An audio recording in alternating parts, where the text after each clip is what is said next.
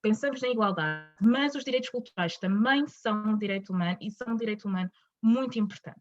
E são um direito humano que tem não só concretização a nível internacional, no panorama internacional, como também tem concretização a nível nacional. Estamos a falar aqui em Portugal. E para começar este enquadramento, acho que vale a pena começar pelo enquadramento internacional. E aqui, quando eu falo do enquadramento internacional, temos em primeira linha a Declaração Universal dos Direitos Humanos, que o Francisco já referiu, e que no artigo 27 já se aborda este direito cultural. E o importante aqui dos direitos culturais é que permitem que não só as pessoas possam produzir aquilo que entenderem como sendo a sua cultura, mas também entende esta dimensão de proteção, no sentido de proteger o património cultural das comunidades. Isto é muito importante.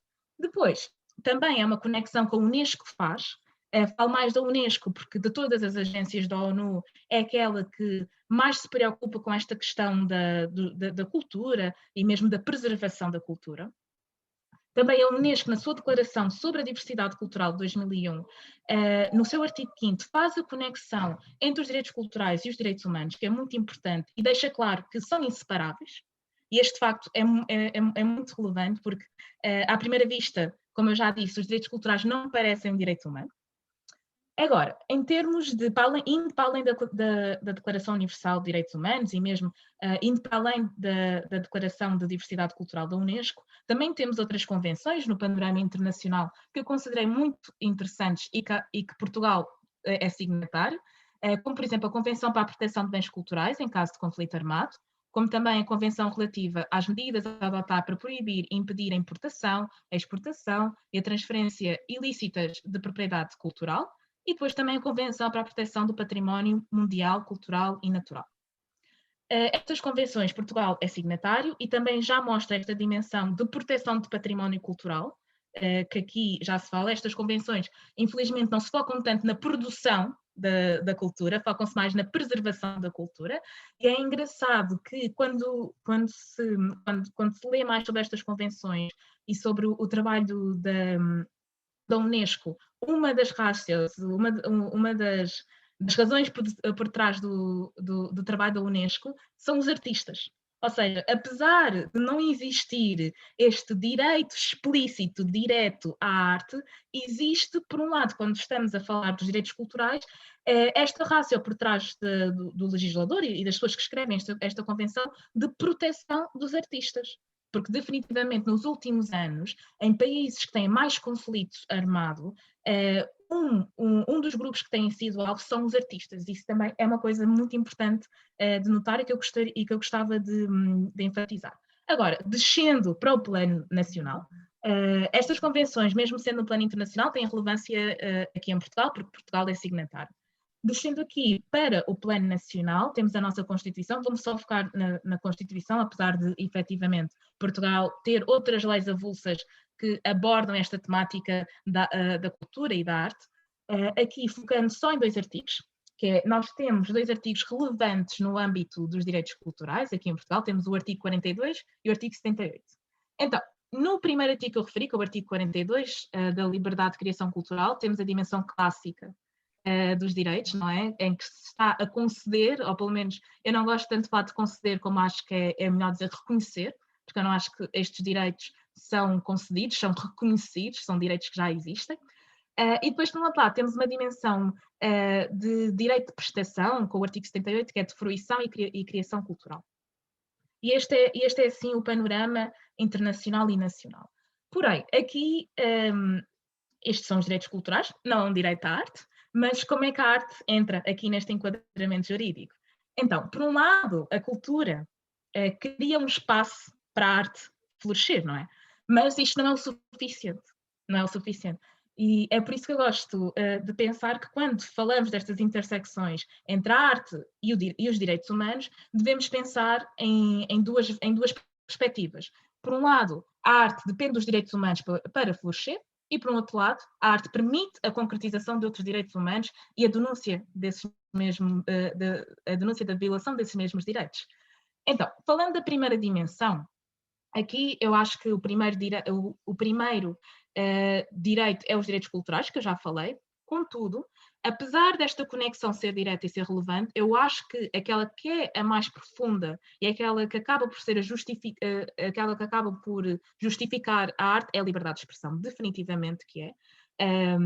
Apesar de quando se lê sobre os direitos culturais fazer-se muito esta conexão com a arte, eu acredito que a arte deve ser conectada diretamente com a liberdade de expressão e não diretamente com os direitos culturais, porque nem tudo o que é arte será cultura.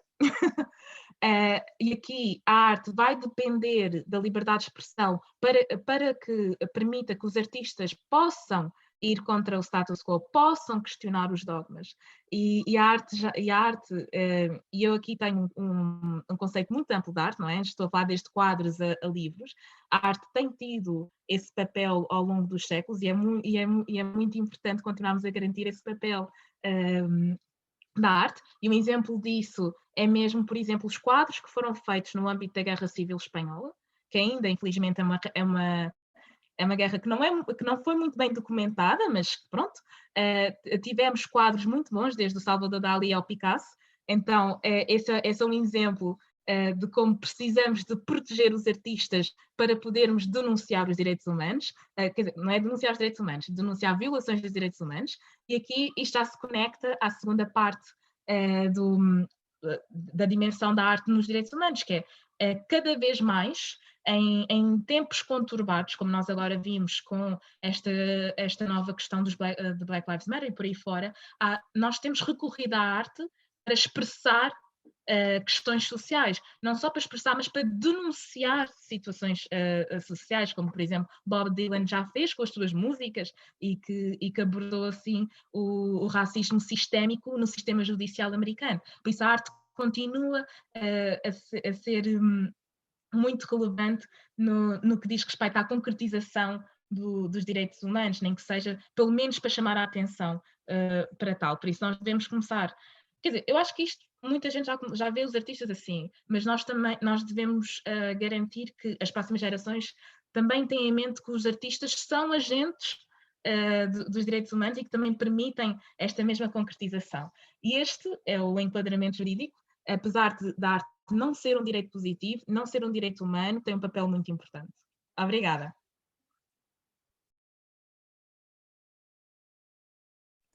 Obrigado, Dussu. Dussu, espetacular, obrigadíssimo. É sempre um gosto ouvir-te e foi tão interessante ouvir a maneira como explicaste a simbiose da arte para os direitos humanos e dos direitos humanos para a arte, e conseguiste deixar explícito que, apesar de não ser um direito positivo daqueles que falávamos ao princípio, de estar espelhado nos tratados, dizer existe um direito humano, a arte, apesar de não estarmos a falar deste tipo de direito, que tem um enquadramento jurídico internacional vasto, e que conseguiste concretizar de uma forma muito interessante a maneira como um artista é um agente dos direitos humanos. E essa foi a expressão que mais notei na tua participação. Obrigado por tudo.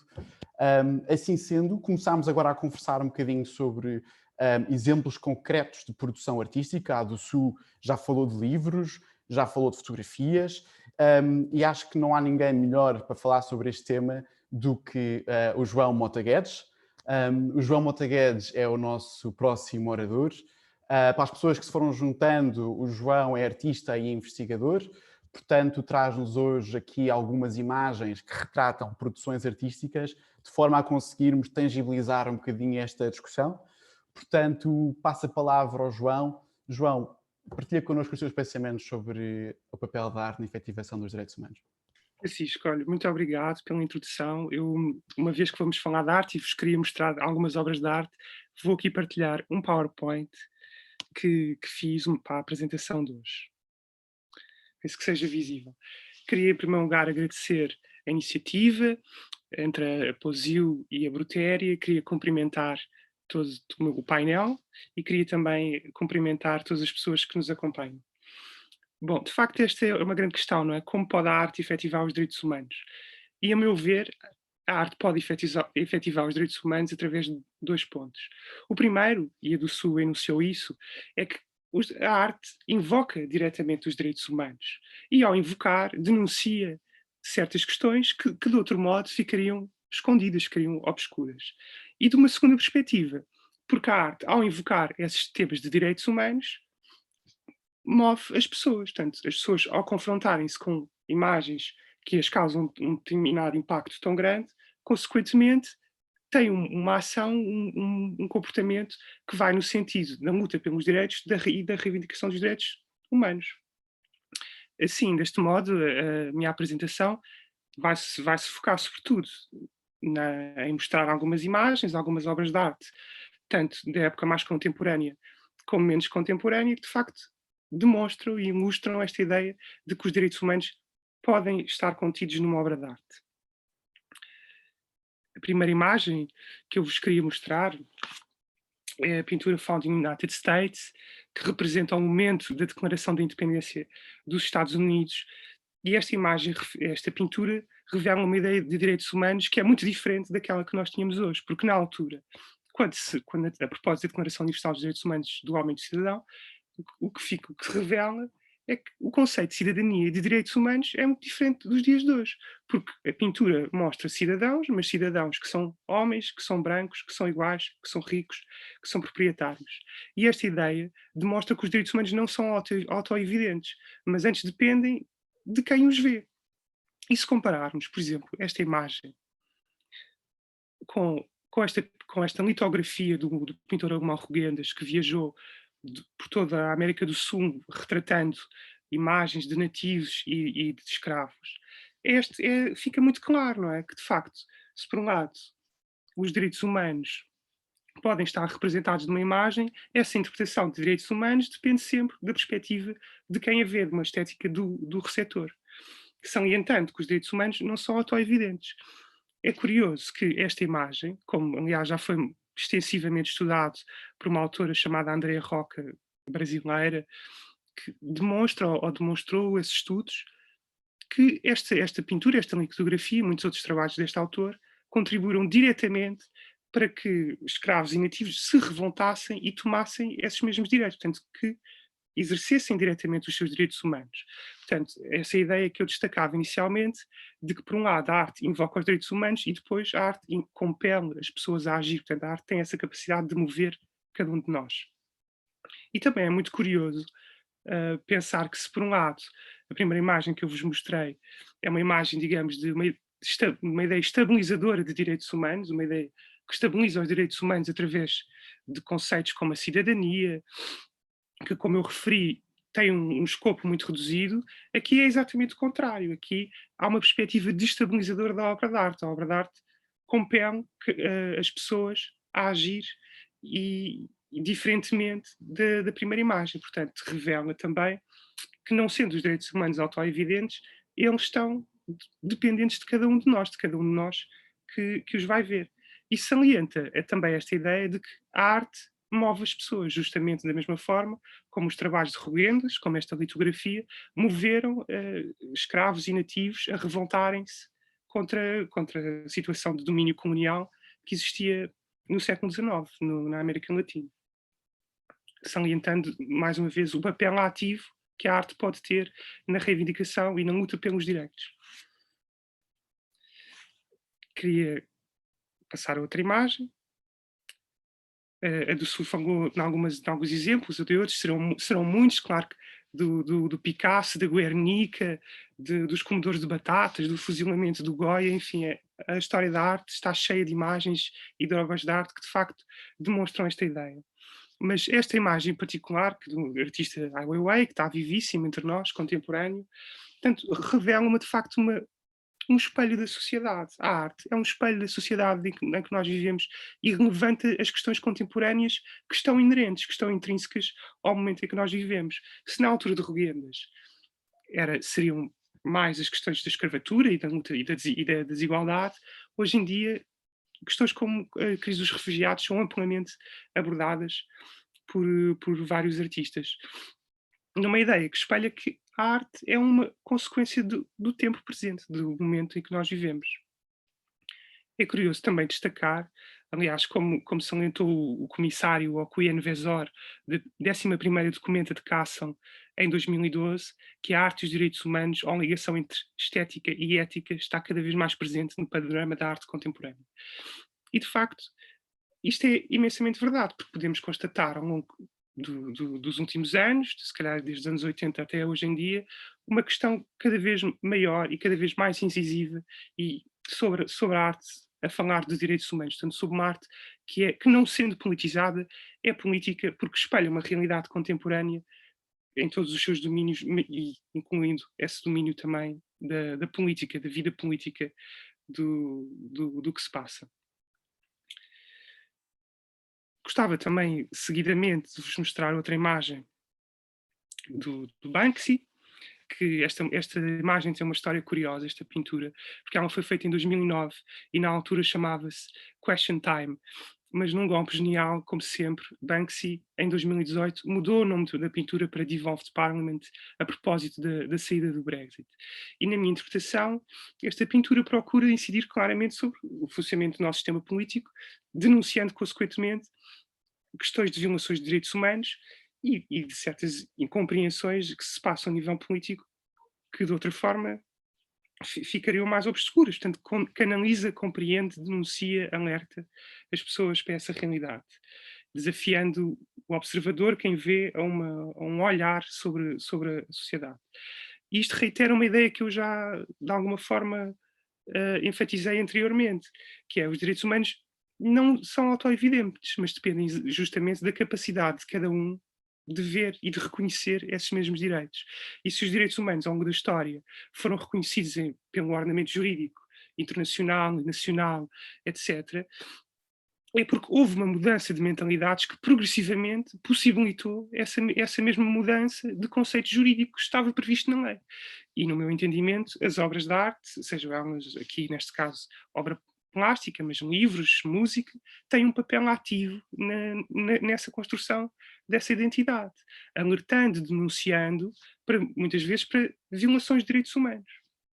Claro que essas violações de direitos humanos dependem do olhar de cada um de nós, porque se na primeira pintura do John Trumbull dos Estados Unidos, da assinatura da independência dos Estados Unidos, estavam inerentes aí conceitos de cidadania que não são os nossos de hoje em dia, lá está, essa visão depende de cada um de nós que vê. E por isso o perigo também de dar os direitos humanos por garantidos, porque justamente eles dependem sempre da nossa convicção de ser portador desses mesmos direitos. Ou seja, os direitos humanos dependem, assim, da reivindicação das pessoas. Os direitos humanos só podem existir através da reivindicação de cada um de nós, que as obras de arte podem ajudar a contribuir através dessa ideia de que invocam os direitos humanos e de que, ao invocar os direitos humanos, através do seu conteúdo e da sua força, movem cada um de nós.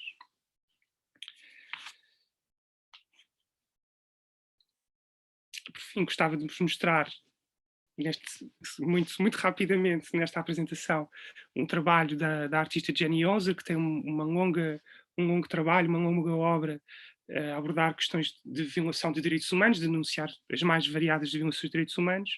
Isto foi uma campanha que ela fez em 2016 e em 2020 para as eleições presidenciais americanas, e saiu um estudo de que estas obras de facto possibilitaram muita gente a que fosse votar e compeliram muita gente a exercer o seu direito.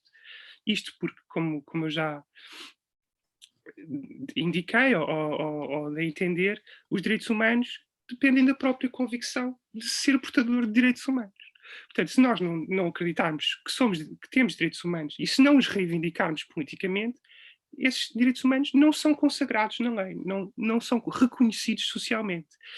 E do ponto de vista da antropologia jurídica, que é no fundo o que está em causa, que é porque é que as pessoas cumprem a lei, porque é que a lei é assim, porque é que as pessoas acreditam nela, eu respondo, bom, as imagens, as obras de arte podem ter um papel determinante nessa mesma mudança de mentalidades, porque tem uma força que é quase inexplicável em mover as pessoas. As pessoas, ao ver uma imagem, movem-se, impressionam-se e, consequentemente, vão tomar uma ação política.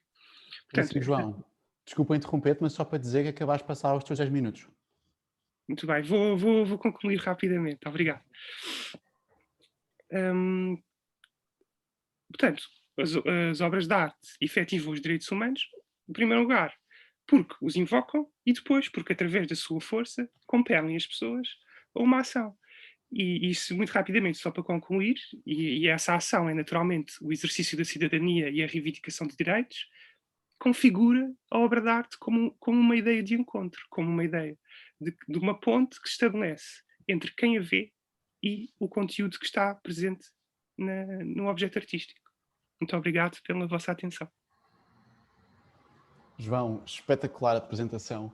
É tão interessante ver como a tua perspectiva também artística e também como uma base jurídica e filosófica consegue mostrar o papel da arte na efetivação dos direitos humanos, porque às vezes pode parecer pouco evidente e pode parecer pouco evidente as evoluções históricas que estão a decorrer, e esse teu conceito de autoevidência dos direitos humanos e dessa dependência da autoevidência acho que dava pano para mangas, mas eu gostava só de realçar que a relação com os direitos humanos e o racismo, porque o racismo já foi abordado tanto pela do Sul como pelo João, só fazer aqui uma ponte, é que não se pode falar de direitos humanos sem falar do combate internacional ao racismo. Desde logo, e para fazer aqui um enquadramento jurídico sobre o tema, isto é um enquadramento formal e não sociopolítico, é que os direitos humanos, como falámos ao princípio, têm 3 tratados gerais, que são os chamados os tratados globais, que é a Declaração Universal dos Direitos Humanos de 48, o Pacto Internacional dos Direitos Civis e Políticos de 66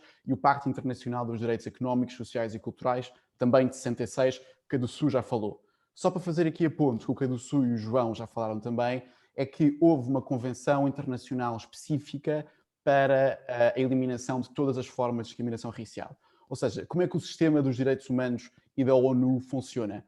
Funciona através de tratados gerais, que foram estes 3, e através dos chamados tratados especiais, onde a comunidade internacional, sobre a égide das Nações Unidas, vincula os Estados a certos tipos de obrigações para certos tipos de grupos da sociedade, nomeadamente para as mulheres, para a eliminação da discriminação racial e também para as pessoas com deficiência.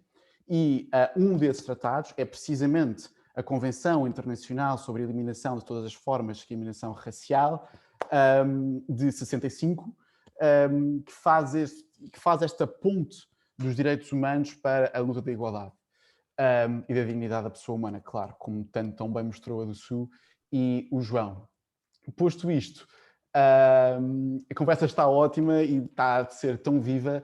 Patrícia, tu vais ser a última oradora da noite e estou muito entusiasmado para ouvir.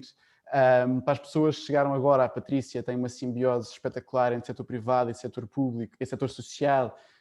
Ela trabalha ativamente junto de ONGs e vai ser aqui os nossos closing remarks da noite de hoje. Patrícia, o palco é teu. Obrigado. Obrigada. Pois é, o meu nome é Patrícia, já fui apresentada no início, acho que não é preciso fazer falar um pouco mais sobre mim, mas aqui eu vou focar um pouco como é que a arte no nosso dia-a-dia e mais no dia-a-dia das organizações sociais, que são as organizações que eu trabalho e que eu tenho mais conhecimento. E se me permite, eu vou utilizar alguns termos como transformação social, inovação social, criatividade, e em 10 minutos não dá para explanar e falar sobre todos os conceitos, e a ideia nem sequer é entrar aqui pelos conceitos, mas pelos exemplos vivos, mas acho que a pergunta é... e o que é que nós podemos fazer com a arte? Como é que nós estamos relacionados com os direitos humanos? Direitos humanos parece um conceito intangível, embora acabámos de ouvir imensos exemplos, desde o racismo, o direito à vida, desde os exemplos que o João e o Su tão bem falaram, mas mesmo assim parece uma temática tão distante. Pelo meu lado, também quero trazer um pouco aqui o papel da arte e da criatividade.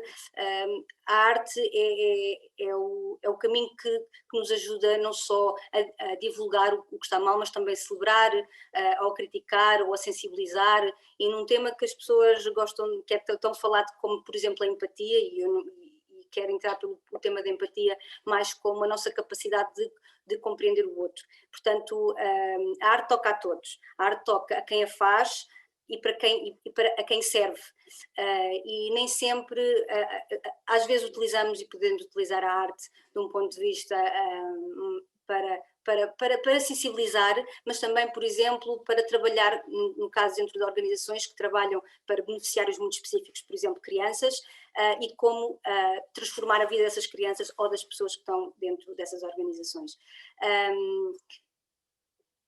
quando nós, a arte, por exemplo, como a poesia, como a escrita, como a pintura, abre-nos um lugar de entendimento do outro que é dificilmente é difícil de entender tangivelmente.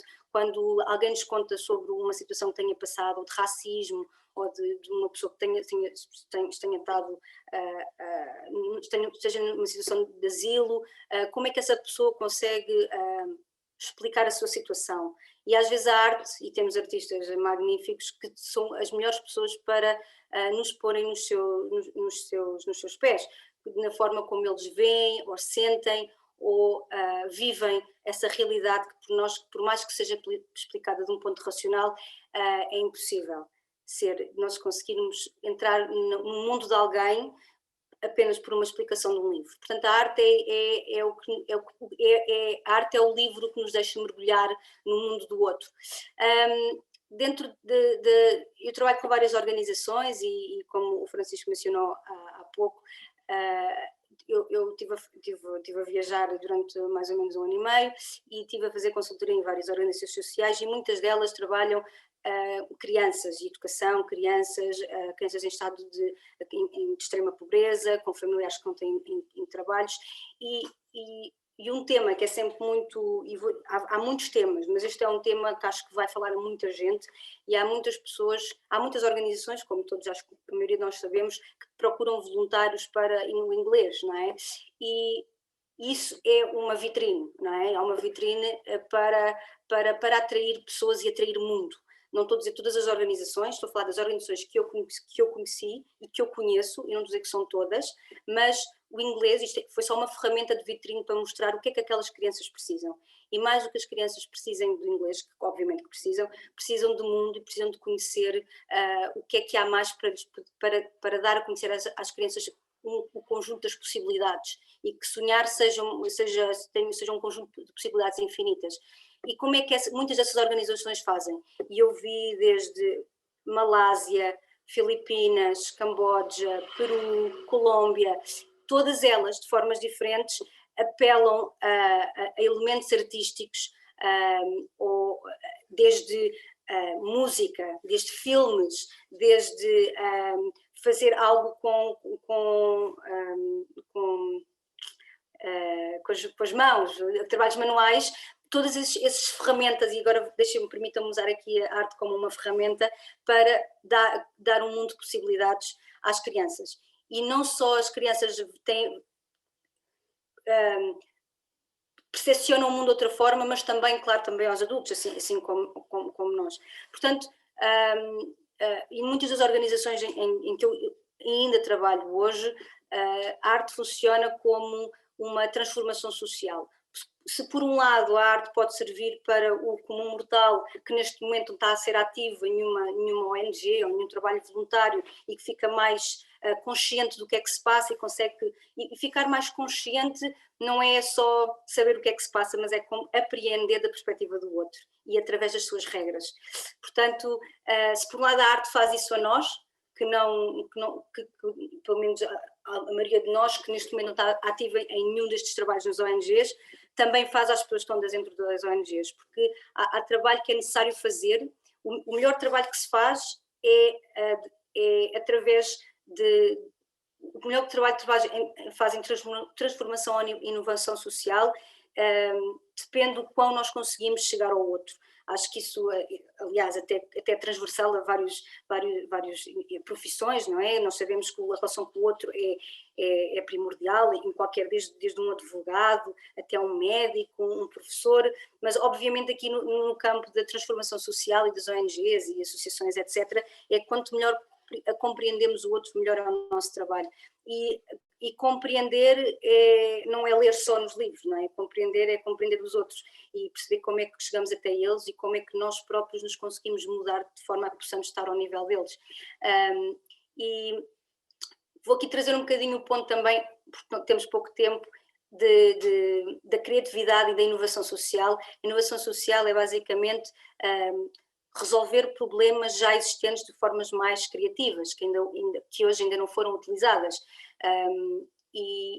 eu sei que aqui o tema é a arte, mas eu sinto muito no trabalho que eu faço no trabalho que faço diariamente para a transformação social, eu quero ser sempre criativa, e quanto mais eu e as minhas equipas e as pessoas com quem trabalho tenham corações mais moldes, em inglês sou melhor, né? Mais soft hearts, melhor nós conseguimos chegar ao outro, não é?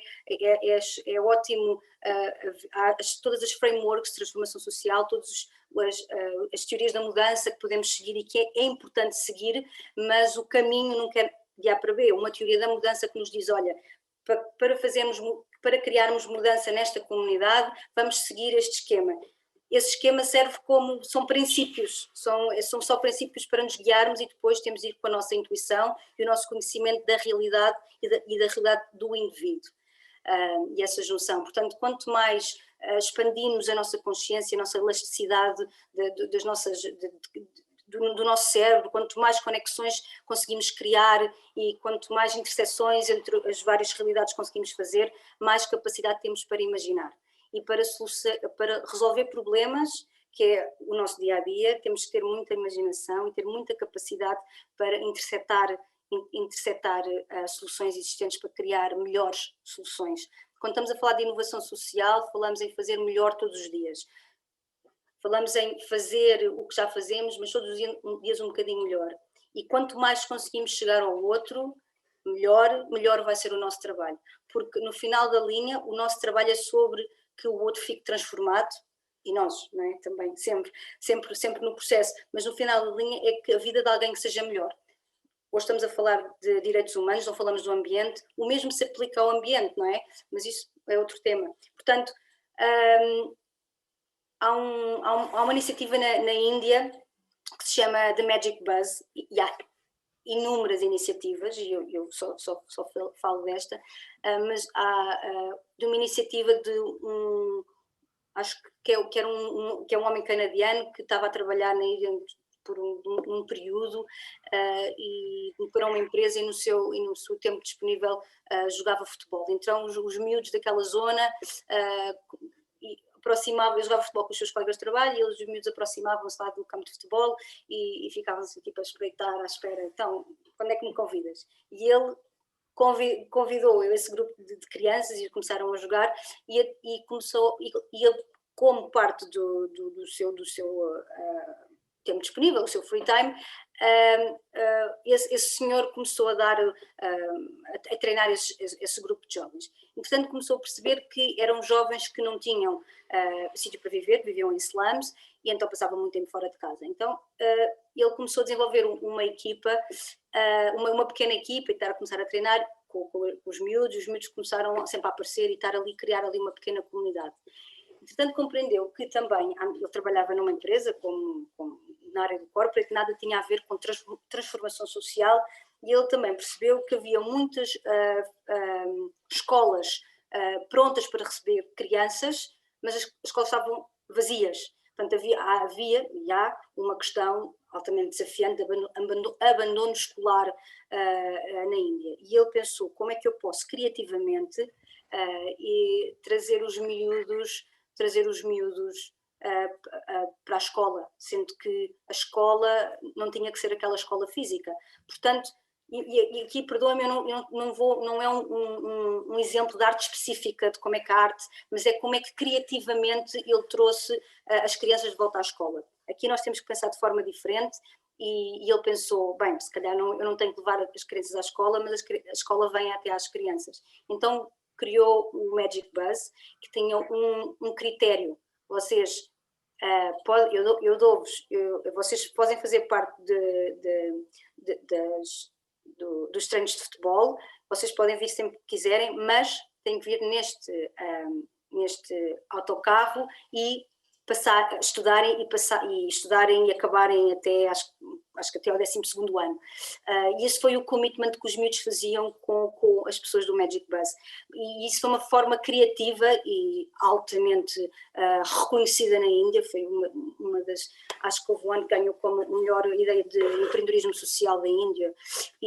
Mas o ponto é que como é que ele criativamente foi lutar o abandono escolar. E quanto mais arte vemos, mais o nosso coração se transforma, mais nós nos transformamos como seres humanos e mais sensíveis nos tornamos para a realidade e mais aguçados somos à nossa realidade, porque a arte muda o nosso cérebro, não é? Muda a forma como nós percepcionamos. Portanto, essa foi uma forma altamente criativa e bonita de trazer as crianças fora do slum, dentro de um carro, de um autocarro super colorido e animado, e assim parecia que eles entravam no autocarro e voavam para as nuvens, é esse género de Magic Bus, e depois eles andavam com o autocarro para fora da cidade, para uma zona, um descampado, assim aberto, bonito, e ali davam as aulas das matemáticas e a língua e etc. E atividades que não era só jogar futebol, mas outras depois atividades também como música, dança, etc.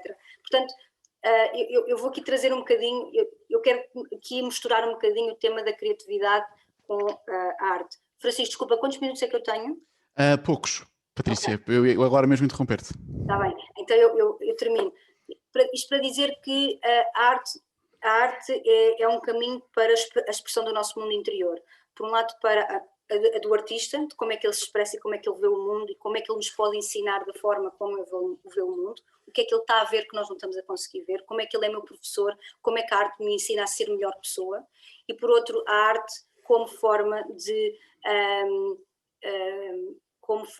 transformar as pessoas de uma forma que é tão difícil de transformar. Não se pode dizer às pessoas que elas têm que ser mais ativas na cidadania, que têm que ajudar mais os outros, mas se nós usarmos o instrumento para tocar mais no coração das pessoas, a arte aí muda muito subtilmente num nível muito micro. Claro que a arte pode, e como o João demonstrou, ser altamente ativista e funcionar num nível muito macro, mas aquela fotografia que o João mostrou e as várias fotografias que o João mostrou a todos nós, se nos tocou-nos no nível micro, e é aí que nós nos tornamos um agente de mudança, e a partir deste Zoom e desta reunião aqui todos juntos podemos fazer alguma coisa. Portanto, assim, pronto, é só pelo tempo, mas ficamos abertos a perguntas. Patrícia, eu nunca sei o que é dizer depois de te ouvir, porque cada frase que tu dizes é um meme, ou seja, apetece-me escrever todas as frases que tu dizes, fazer uma fotografia e publicá-la. Obrigada! Tu dizes coisas como ficar consciente, é aprender através do outro, e através da arte é que nós transformamos, e é demasiado inspirador ouvir-te. Eu tenho sempre vergonha de falar depois de ti, mas são as regras do jogo, e com a participação da Patrícia fechamos em grande, claro, a participação dos oradores e oradoras. Por isso passava talvez a palavra, ou talvez o Padre João queira fazer uma palavra final antes de passarmos para... Talvez não, Sr. Padre? Ou antes de passarmos para as final remarks, para o Q&A, na verdade. A seguir a isto vamos fazer Q&A. Portanto, se calhar passar a palavra para o João.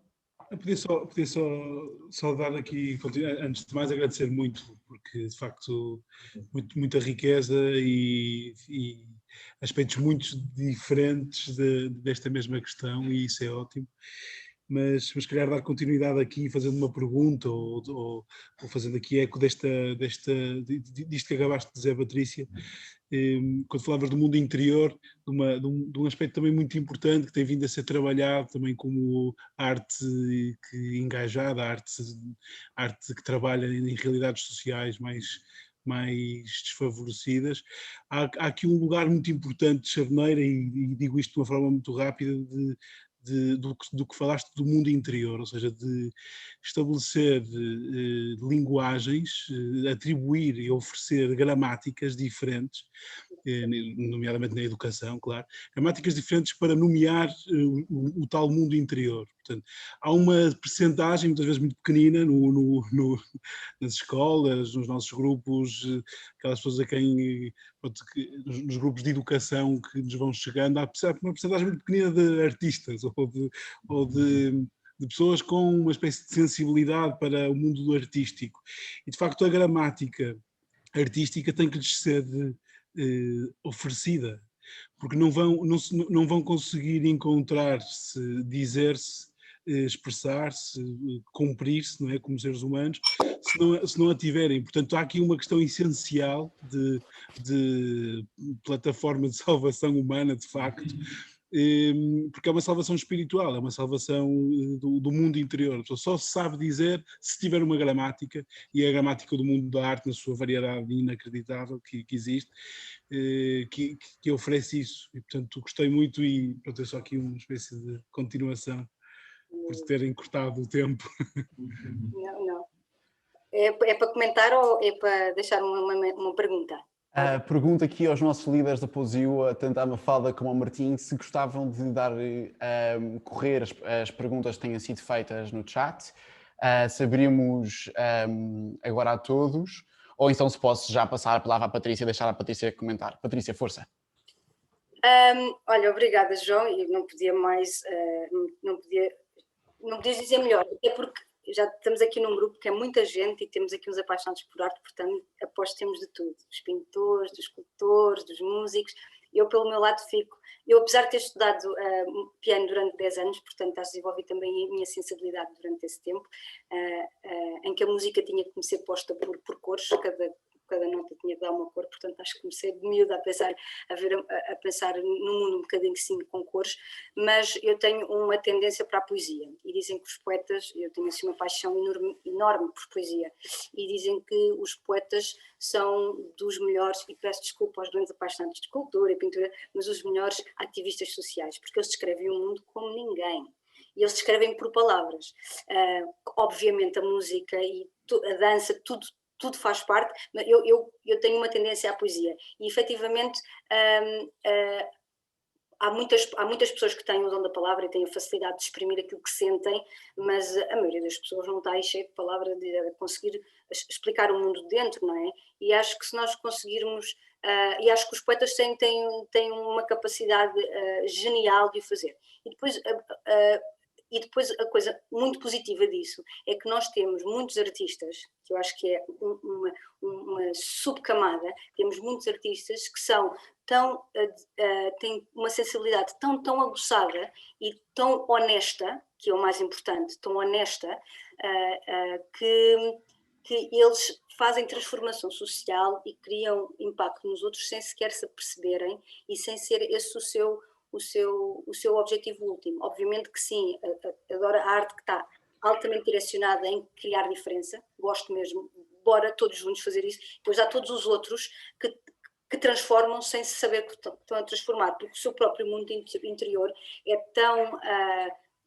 tão aguçado que eles têm o dom de o conseguir fazer. Portanto, eu acho que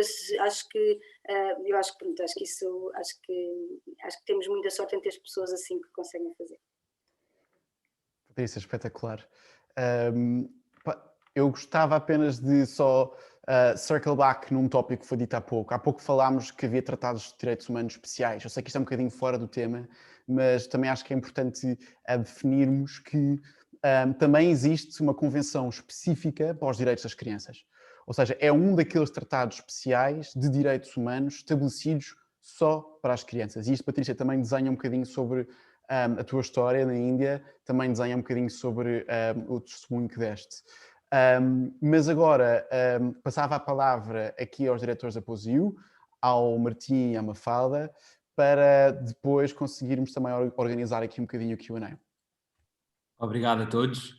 Em primeiro lugar, gostava de dizer que até agora só nos apareceu uma pergunta, portanto, ou podem levantar a mão ou podem escrever no chat que gostava de falar e nós vamos passando a palavra.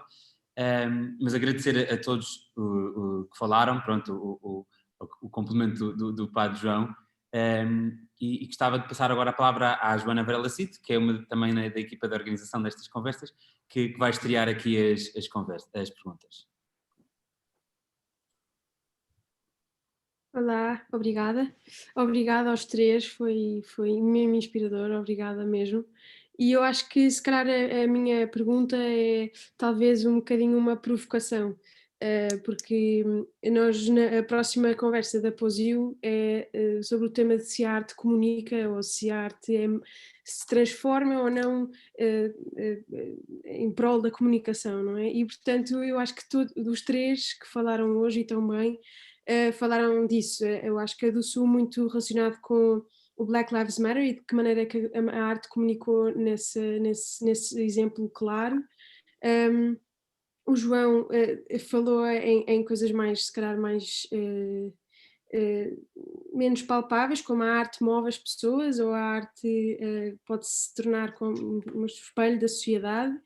E depois a Patrícia falou de um espelho do mundo interior. E eu gostava, se calhar, não sei, de passar a palavra a quem, na verdade, porque é uma pergunta para os três, ou uma provocação para os três, mas se calhar lançar aqui só aqui esta provocação de que maneira que a arte também comunica, e talvez deixar aqui o espírito incentivado para que voltemos na próxima conversa já especificamente sobre este tema.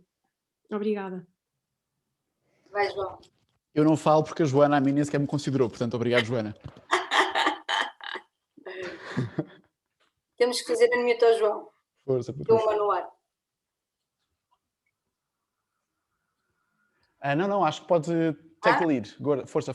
Pois é, o João, pronto, que eu já falei aqui um bocado. Está bem, então vou tentar ser curta. Quando eu penso em direitos humanos, eu penso em transformação social. O meu dia a dia vive em como é que eu transformo o que está hoje numa coisa melhor. Isso é tudo que eu faço na minha vida.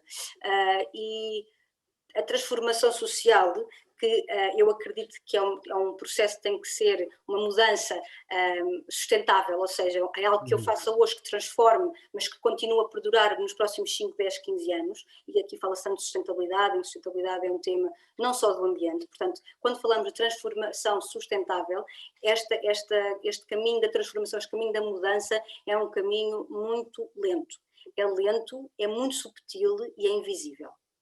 Eu acho que é assim que a arte comunica dentro de nós, ou seja, não é que eu vá ver, às vezes acontece, eu vejo, temos uma arte muito direcionada a ser ativista, claro que aquilo pode levar a um call to action, vou fazer, vou dar, vou contribuir, mas depois temos toda a outra arte, todos os outros artistas, aqueles que eu estava a falar mais há bocado, que não estão focadíssimos em ser ativistas em algo, e portanto têm todos que ser, cada um faz aquilo que se sente bem, que eles estão a criar essa mudança no espírito.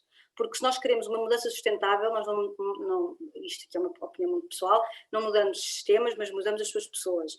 E cada pessoa tem que se tornar um ser humano sustentável, um ser humano consciente, um ser humano que compreende o outro, um ser humano que respeita o outro, e o conjunto de todos os seres humanos faz então a sua comunidade, o seu grupo, justo, coeso e sustentável. Portanto, aqui eu gosto de ver, se bem que eu sei todo o ativismo que há e que adoro, acho genial o que muitos eu nunca sei muito bem dizer o nome dele, Ai Weiwei, eu acho genial o trabalho dele, ele transformou-se o artista champion de human rights, o que o João Mota tinha mostrado, portanto estamos alinhados sem falar, e são pessoas mesmo que dedicam todas as suas, no caso dele, esculturas em ativismo social, e depois há todos os outros que transformam as pessoas, e nós precisamos de seres humanos que não hoje... Também a maioria dos seres humanos que precisamos não são aqueles que querem fazer uma mudança hoje e não a fazem amanhã, mas aqueles que se mudaram tanto interiormente que transformação social ou justiça social ou o respeito dos direitos humanos é o óbvio, e não vamos precisar do ativismo porque já nos transformamos tanto que já faz parte de nós. E então a arte serve para fazer esses pontos de alerta no nosso consciente, de nos continuar a transformar e de nos abrir os olhos, porque é muito nós nas nossas vidas, não é? Fechamos os olhos às coisas porque andamos ocupados, é normal, e a arte relembra-nos, porque é o que vem de dentro e é o que mais sustentável. Pronto, isto é só do meu lado, portanto eu dou o tempo ao Dulce e ao João. Não, olha, eu só queria fazer a ponto com o que tu disseste, com esta questão de... Porque, de facto, a arte é verdadeiramente transformativa e esse é o maior poder e a maior capacidade que ela tem. E é nessa senda que ela, de facto, pode efetivar os direitos humanos. Porque, como referiste, é essa capacidade de nos pormos num lugar do outro, de mudarmos a nossa perspectiva. E por isso é que a arte é verdadeiramente uma ideia de encontro, porque é a possibilidade de nós descobrirmos e nos encontrarmos noutro lugar, noutra perspectiva, com outra visão do mundo, que de outra forma não tínhamos, não é? E, no fundo, só queria fazer este pequeno apontamento sobre esta ideia de transformação, da capacidade transformadora do indivíduo, como tu referias, do micro, do indivíduo, para o macro, depois para o sistema político, para a sociedade, para as ações de todos os dias. Então, era só essa nota. Obrigado, João. Obrigado, Patrícia. Não sei se a do Sul também quer acrescentar alguma coisa. Sim, no que diz respeito à provocação, e a Joana referiu aqui o movimento Black Lives Matter. Eu acho que é muito relevante aqui abordar não só, por um lado, o papel dos símbolos, não é? Porque uma coisa que se notou quando houve aqui uma nova insurgência do Black Lives Matter, porque é um movimento que já existe há muitos anos, simplesmente agora teve aqui um momento no verão passado, usaram-se muitos símbolos. E isso é muito interessante, não só símbolos como o punho, mas também símbolos relacionados com pessoas, por exemplo, a Harriet Tubman e muitas outras pessoas, ídolos, não necessariamente ídolos, mas pessoas que tiveram um papel muito relevante no passado para com a consciencialização negra, por isso também é relevante e interessante explorar essa questão da arte. Mas também refiro um outro papel que este movimento teve também no âmbito da arte, e agora já mais ligado para a vertente da cultura, foi que, e para o maior contexto histórico, quando houve a situação da colonização, e mesmo nos anos 50, 60, muitas vezes os países que faziam a colonização retiravam artefactos, retiravam peças culturais dos países africanos. E depois, após a descolonização, ou dita descolonização, porque a descolonização propriamente dita nunca realmente houve, mas após a Segunda Guerra Mundial e a dita descolonização, os artefactos continuaram aqui na Europa Ocidental. E a nova insurgência do Black Lives Matter, desta vez, não só no continente americano, mas também aqui no continente europeu, fez com que países como a França, que são conhecidos por terem imensos artefactos roubados das suas ex-colónias, repensassem as suas posições sobre esses mesmos artefactos e sobre a rapidez, não é? E a eficácia com que estes vão devolver os artefactos e estes pedaços e peças da cultura das suas ex-colónias. Por isso, eu acho que esse efeito, não é? Esse efeito que o João falou, por exemplo, do caminhão com o vote, de como acabou por influenciar algumas pessoas para votar, mostra-se também como o oposto também pode acontecer, não é? Podemos ter um movimento de pessoas que depois têm ramificações no âmbito cultural e no âmbito artístico. Obrigado, Sul. Do Sul, espetacular. Bem, a provocação da Joana foi mais do que frutífera para esta conversa. Não sei, Martim, Mafalda, se temos alguma questão no chat, parece-me que sim, por senão eu também tenho perguntas, mas eu já falei demais. Temos aqui só uma pergunta até agora, de uma pessoa anónima, que pergunta qual o futuro que vem, portanto, a pergunta não é endereçada a ninguém especificamente, que vem para a arte enquanto transformador da sociedade, dado o que temos vivido nos últimos anos. Pronto, não sei se a pergunta refere-se só ao Covid, mas pronto, àquilo que temos vindo a viver nos últimos anos. Não sei se eu podia pegar nesta, porque vou tentar aglutinar a pergunta que eu tinha com esta, para assim focarmos a conversa. Falar de Covid e do papel atual nos direitos humanos é falar de uma situação em que muitos Estados nunca pensaram estar, tal como o nosso, como o estado de emergência. Ou seja, o que aconteceu de um ponto de vista jurídico público foi que o Estado basicamente teve direitos humanos em colisão. Teve o direito humano à saúde em colisão com o direito humano à liberdade religiosa, por exemplo. Quando nós fomos obrigados a não poder ir à missa ou à sinagoga ou à mesquita, quando nós não podemos praticar a nossa liberdade religiosa, que é um direito humano em si, em prol da saúde. Portanto, em suma, o que aconteceu em matéria de direitos humanos foi que os direitos humanos colidiram e o Estado decidiu um em prol de outro, o que é perfeitamente legítimo de um ponto de vista jurídico, não de um ponto de vista político. Ou seja, de um ponto de vista jurídico, isto existe e é uma possibilidade e acontece continuamente. Vejo o João Mota Guedes a abanar a cabeça, portanto fico contente de não estar a dizer perfeitos. O que eu só gostava de pegar aqui nos direitos humanos, exatamente porque quando nós ficámos em confinamento, e estamos em confinamento agora, e estamos aqui na nuvem por causa disso, o que aconteceu foi que a nossa liberdade de associação e de movimento foi reduzida. Mas também é preciso notar que, em prol deste direito humano à saúde, a saúde está especificamente e positivamente definida nos tratados de direitos humanos como parte integrante da saúde mental. Ou seja, a saúde mental faz parte integrante do direito humano à saúde. E pegando aqui no Covid-19 e no confinamento, e também no desafio que a Joana Varela Cid já lançou, uma das próximas conversas que a Pousio vai ter aqui na Brutéria será especificamente o papel da arte no papel terapêutico, ou seja, o papel da arte na efetivação da saúde e na terapia. E essa vai ser uma das conversas, a seguir a da Arte Comunica, onde podemos continuar a falar, como a do Sul falou, em símbolos, como a do Sul também falou do lado bom e do lado mau, basta falar de propagandas políticas de extremismos, sejam eles de que espectro de extremismos forem. A propaganda política também é um mecanismo de arte, mas isso vai ficar para a conversa da comunicação.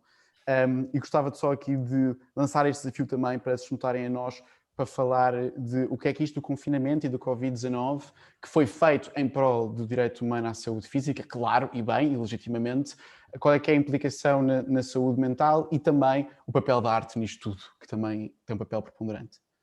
Não sei se alguém da Patrícia, o João, o Su, o Padre João, se gostava de falar também um bocadinho desta evolução. Se eu percebi bem a pergunta, tinha a ver com a transformação da arte no momento atual, não foi, Martim? Sim, sim. Ou seja, por exemplo, pegando na experiência da Patrícia, e a experiência também, pronto, a nossa experiência que nós estamos a viver nesta nossa residência, que era ir ao encontro da comunidade do Bairro Alto, e de repente somos mandados para casa. Portanto, eu acho que a pergunta também é por aí, como é que nós conseguimos ser transformadores da sociedade com esta barreira invisível Covid entre nós e as pessoas que estamos a tentar, de quem queremos aproximar e que estamos a tentar, de certa maneira, transformar. Alguém quer dizer alguma coisa? Tem assim para dizer? Força. Todos. Vai, João, ou do Sul. Não, força. Bem, perante estas coisas, do Sul, queres falar? Que falaste... Pronto, então vou eu. Então, eu acho que este é um tema super relevante e é muito interessante de dissecar e mesmo de estudar. Eu aqui vou falar mais das camadas mais jovens. Então, cada geração acaba por ser marcado por algum momento que é transversal a todos, não é? Nós sabemos que existem os baby boomers, os millennium e tudo, Gen Z, Gen X, e acho que aqui este é um momento de ruptura muito importante para a geração que neste caso seria a Gen Z, acho que é a mais jovem neste preciso momento. Porquê? Porque, por exemplo, toda a gente diz que os millennials à partida lembram-se do 9/11 e lembram-se do que é que aconteceu, mas esta geração mais jovem é aquela que, pronto, nós não passamos por guerras mundiais, mas passaram por momentos muito traumáticos. Estamos a falar de ataques terroristas, por exemplo, a situação de França, que apesar de ser na França, acabou por ter relevância para todo o bloco europeu. Agora estamos a falar de uma pandemia, e acho que é esta camada mais jovem que vai ter o maior impacto de longo prazo naquilo que vai ser a arte da manhã, naquilo que vai ser a arte daqui a 10, 20 anos. Porque é esta camada jovem que agora entende quais são as repercussões desta pandemia e consegue ver de uma forma muito clara que isto não é que esta pandemia é uma maratona, não é algo que vai ser resolvido só com uma vacinação, e também já se tem vindo a entender de que mesmo que a pandemia termine, os seus efeitos não são efeitos que vamos só poder ver agora em 2021 ou em 2022, são efeitos que ainda vão estar a existir daqui a 10 anos. E uma preocupação que devemos todos ter é que com este confinamento, a mensagem que passamos, o que nós comunicamos uns aos outros foi: tem medo do próximo, vem para casa, fica só com os teus.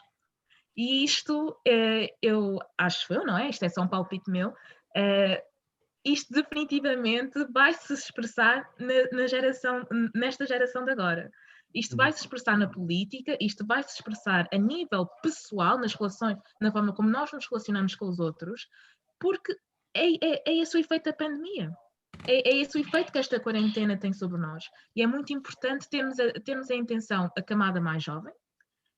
Eu acredito que os adultos têm uma maior resiliência, mas estamos a falar de jovens que antigamente podiam brincar com o outro, agora têm que ter medo do outro.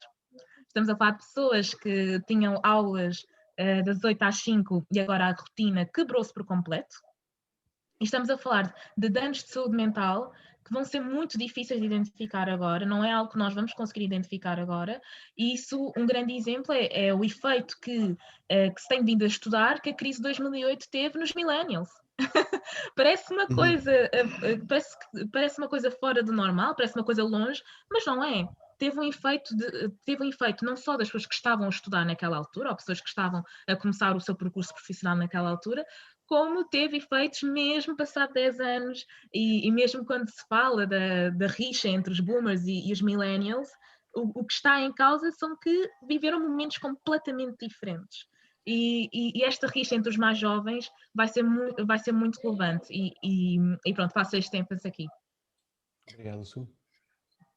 Olha, eu posso deixar uns pontos lá do Sul, não quero muito falar no Covid, e porque acho que o Sul disse, deu uma direção que também será a minha direção, no entanto, um bocadinho aqui às perguntas mais atrás e complementando este tópico de como é que a arte, o que é que vai fazer no futuro, o que é que poderá ser o seu papel da arte no futuro.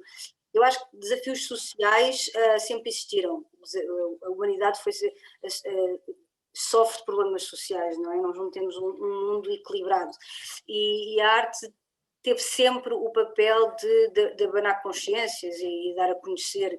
Acho que portanto, acho que agora vai continuar a fazê-lo, mas não do ponto de vista de transformação social, mas acho que o que é que poderia fazer diferente? Acho que a arte tem que ter ainda mais lugar e espaço, que não tem, porque para mim um artista é um criador, é um tradutor, e eles e os artistas, assim como os empreendedores, sabem muitas coisas que a grande maioria, a grande comunidade não ouve.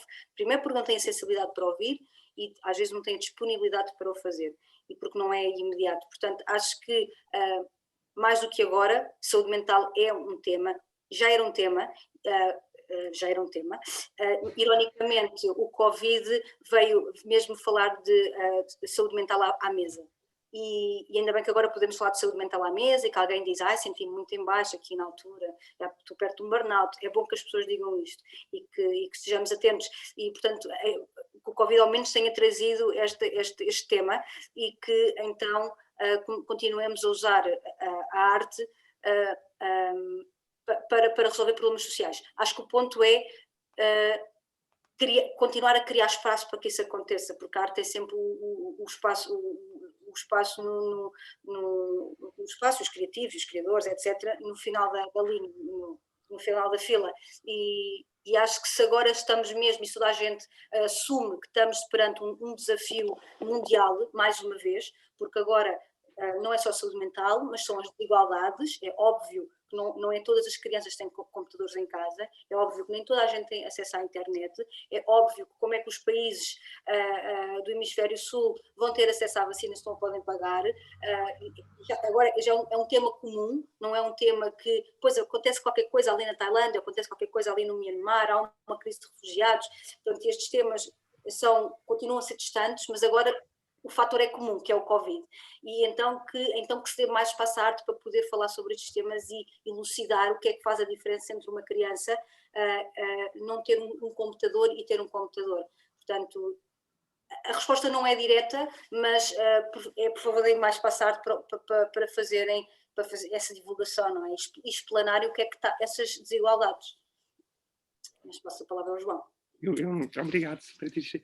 Não, eu concordo inteiramente contigo, e essa ideia de dar mais espaço à arte, eu acho que passa no futuro por reconhecer a arte e o direito à arte também em termos internacionais e no plano jurídico internacional. Acho que isso é de facto muito importante, porque como amplamente discutimos aqui, a arte pode ser de facto um mecanismo de uma transformação social, pode potenciar essa transformação interior, comunitária e mundial.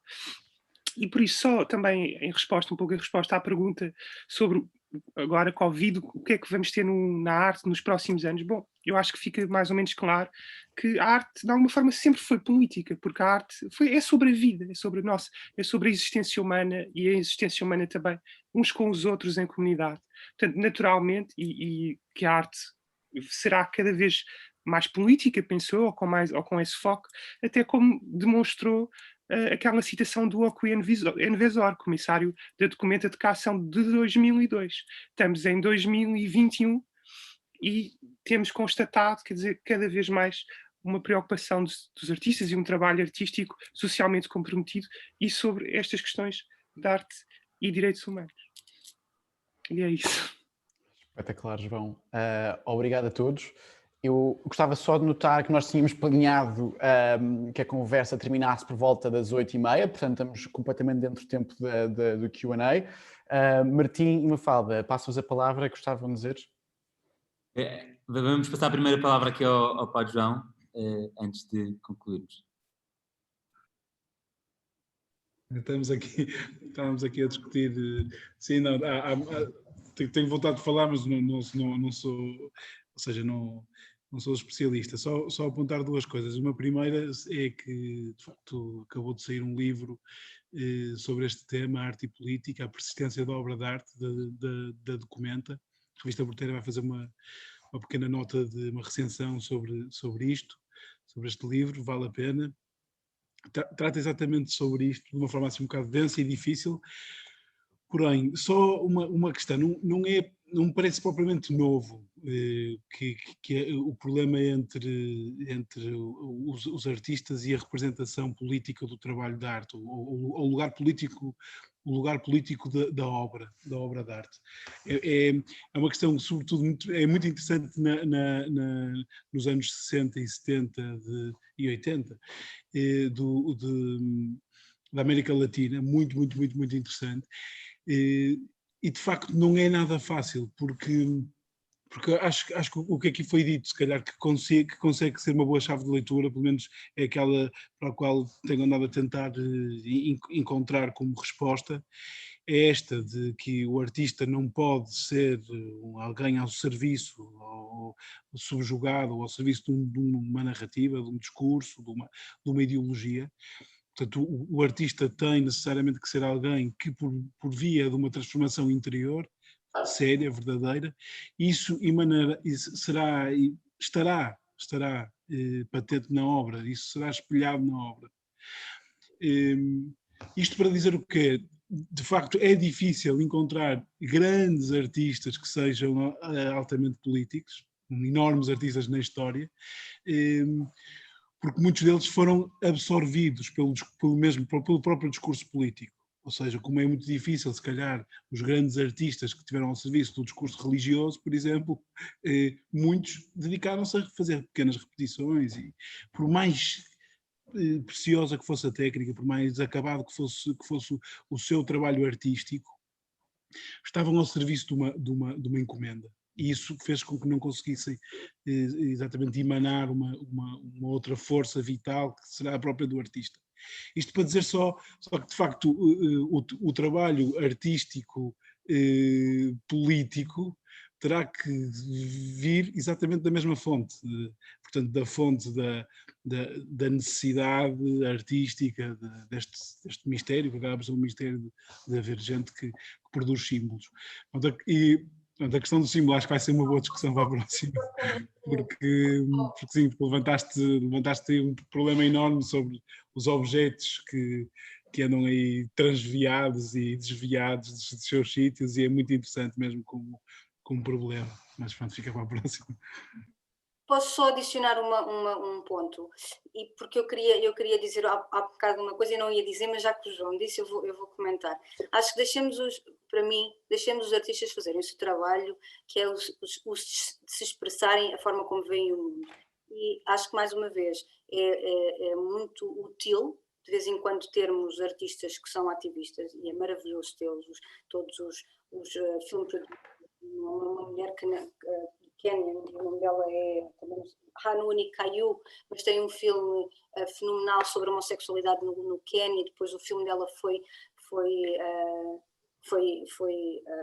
proibido, então ela tornou-se uma ativista de liberdade de expressão, e acho genial as pessoas têm esta coragem de fazer estas coisas, mas ao mesmo tempo acho que quando falamos de direitos humanos, mais uma vez, e quando eu vejo como transformação social, para mim eu deixo que a arte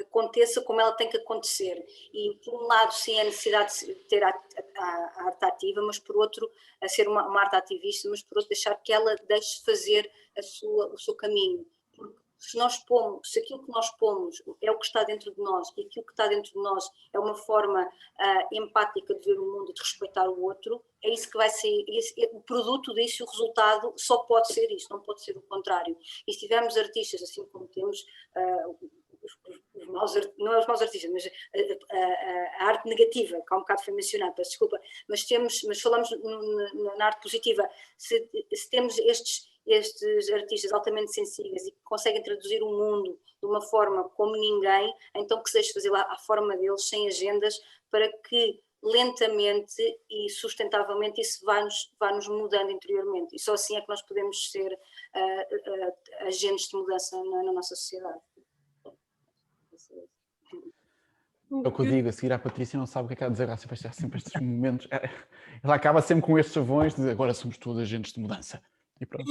Sermos todos, todos. Força, Mafalda. Não, eu acho que a Patrícia fecha aqui a conversa com chave de ouro. Eu, aliás, queria só trazer aqui um elemento para a conversa, um elemento que vem da minha experiência pessoal, deste encontro que se tem falado aqui, que eu acho que também vai um bocadinho nestes moldes que a Patrícia estava a dizer, ou seja, sem agendas, a arte que se tenta encontrar com a realidade, que no meu caso, ultimamente aqui na Verteira tem sido com a comunidade do Bairro Alto, e que vai sendo com várias comunidades diferentes, e portanto não queria acrescentar aqui nada de valor. Queria só, pronto, temos falado muito sobre o resultado, não é, dos processos criativos e a arte que expõe uma questão, e mencionou-se aqui vários artistas muito importantes neste ativismo cultural que vai movendo também mentalidades e vai tocando pessoas, mas há aqui outro elemento que eu tenho achado curioso na minha experiência, que é o próprio processo artístico, o próprio processo de encontrar as pessoas, que acho que também dava aqui para uma continuação de conversa muito interessante, onde de facto também o artista vai encontrando os direitos humanos, ou vai questionando o que é esta realidade, e muitas vezes não o vemos efetivado nos trabalhos dos artistas, não é? Não vemos o trabalho como uma declaração. Talvez por ser pintora, como há bocado a Patrícia dizia, há muitos poetas que de facto, através da palavra, e a palavra de facto tem um poder muitas vezes e uma assertividade que a imagem pictórica, que a pintura, no meu caso sendo pintora, e reconheço isso, que a pintura não tem, sendo abstrata, por exemplo, a pintura abstrata muitas vezes não há uma declaração como direta.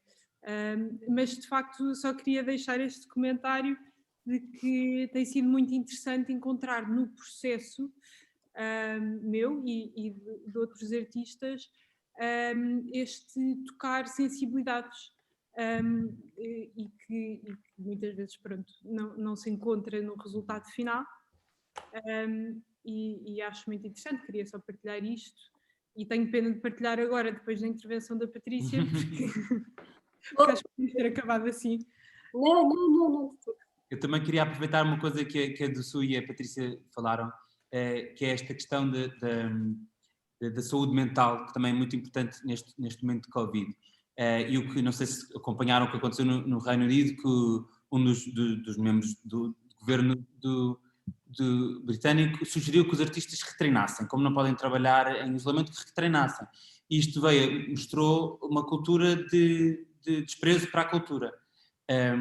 E depois o contra-ataque disso foi uma conversa sobre o que é que as pessoas fizeram quando estavam fechadas em casa, foi ver filmes, foi ouvir música, foi ler livros, foi ver exposições online, pronto, aqui a arte salvou as pessoas que estavam em confinamento, mas também isso salvou as pessoas que estavam em confinamento numa posição de privilégio, porque como estávamos a falar, os que não têm computador para fazer telescola, também não têm computador para ver Netflix, portanto, e isto é um bocado o trabalho que a Pousio também tem estado a fazer, que é descentralizar o trabalho, pronto, micro, do ponto de vista de Portugal, mas tentar descentralizar o trabalho artístico e combater o que nós chamamos de isolamento cultural, portanto, levar a cultura às pessoas que do interior do país ou em terras de pequena dimensão não têm acesso à cultura que se cria, não é? À cultura contemporânea, à arte contemporânea do país. Pronto, deixo o Francisco fechar a conversa, aproveito só para dizer que as restantes conversas que nós vamos ter deste ciclo vão ter que ver com a educação, com a economia, com a comunicação e com a saúde e a terapia. E também agradeço também umas pessoas, a Brutéria que esteve aqui sorrateiramente o Padre Francisco, que já se foi embora, e a Matilde, pronto, e o Padre João que ainda está connosco. Mas passo agora a palavra ao Francisco. Obrigado, Martim. Resta-me dizer-vos pouco, sem ser agradecer a vossa presença e sublinhar a riqueza que a diversidade desta conversa trouxe. Eu acho que conseguimos agarrar vários ângulos para o mesmo tema e conseguimos sair daqui todos um bocadinho mais ricos e, como todos concordávamos, saímos todos aqui um bocadinho mais prontos a transformar e a transformar para o bem. Portanto, obrigado a todos e encontramos nas próximas conversas. Stay tuned ao Instagram da Brutéria e da Pousio, porque lá vamos publicar as conversas que seguem neste ciclo de conferências, e obrigado a todos pela vossa presença. Obrigada pela oportunidade. Obrigado. Adeus a todos, até à próxima. Um beijinho.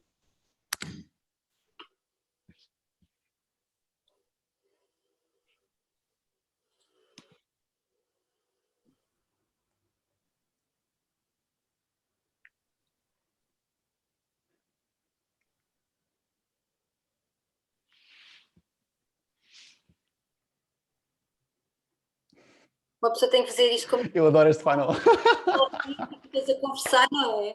Ficar assim como na vida real. Sim, agora o que me apetecia era beber uma Coca-Cola. Sabem? Tipo, fazer aqui um bocado de conversa. Uma Coca-Cola. Sim, apetecia-me imenso. Acho que estou a precisar de açúcar, não é? Pois às vezes acontece. Ai, que espetáculo. Correu lindamente. Ainda temos aqui alguns espectadores, mas é o que dá o mundo do tele. Mas acho que é tudo malta Pousio. Mesmo que não seja um espaço de conversa. Epá, e vocês estão ali num sítio muito bonito. O João é o espaço da Brutéria. Um espaço espetacular. Márcio. Som? Espera, só um minuto que ele não tem som. Eu tenho som. A senhor Padre tem Calma, vocês estão juntos na mesma sala. Que espetáculo! Por isso é que estávamos a brincar com o mute e o unmute. Pronto, a Patrícia já percebeu. Claro, Ó, João, faltou dizer, ela ali os outros. Tu e os outros, olá! Ei, que engraçado. Não sabia que vocês estavam juntos. Entretanto, estava aqui uma pessoa a tentar pedir para entrar, quando estava tudo a sair. Tipo assim, Da minha. no horário. Está bem. Olha, Patrícia, muito obrigada. A do Sul também já perdemos a do Sul, mas... Já, vou tirar uma fotografia. Porra, lembrança. Ó, João, muito obrigado. Gostei muito também, foi muito bom. O enquadramento e a Sim, aquela questão mediação. do encontro, aquela questão daquela imagem sobre o encontro foi muito forte. Muito bom. Obrigado. Um livro que referias, só por curiosidade, um livro que referias é do Tomás Maia, não é? É. Pois é, meu professor, justamente. Aleluia! Obrigada! Olá! Olá, Diana. Também estava aqui. A imagem que querias mostrar que não chegaste a mostrar. Fiquei curioso. Faltava Não, uma. imensas. Isto é um rol de imagens, foi tão difícil. Mas faltava uma, que tu mostraste 16. Pois é, tu tinhas 7 diapositivos e só mostraste 6. Não, o Ficámos último todos. não era nada, o último era em breve. Outra capa. Não, mas enfim, isto tem mais imagens arranjo. Ó João, e o que é que tu fazes? Eu sou artista plástico, estou nas Belas Artes e fiz Direito, foi a minha primeira formação. E faço de alguma forma investigação entre arte e direitos humanos e vou fazer o doutoramento para o ano. Portanto, tenho 2 mestrados e vou a seguir para o doutoramento. Ele é tipo, é um soma diplomas. É vontade de saber, não é? Sei lá, cada um vai fazendo o seu caminho. Tu fizeste Direito e agora estás... Ficou traumatizado, sabes? Isto é malta que faz direito, bate a cabeça na pedra e não há muito a fazer. Completaste tudo. Sim, sou jurista, sou um licenciado em Direito, sim. Mas sempre também tive muita relação com a arte e sempre fui muito incentivado para isso. O Zé a passar pela câmara, ótimo. Zé! Desculpa interromper.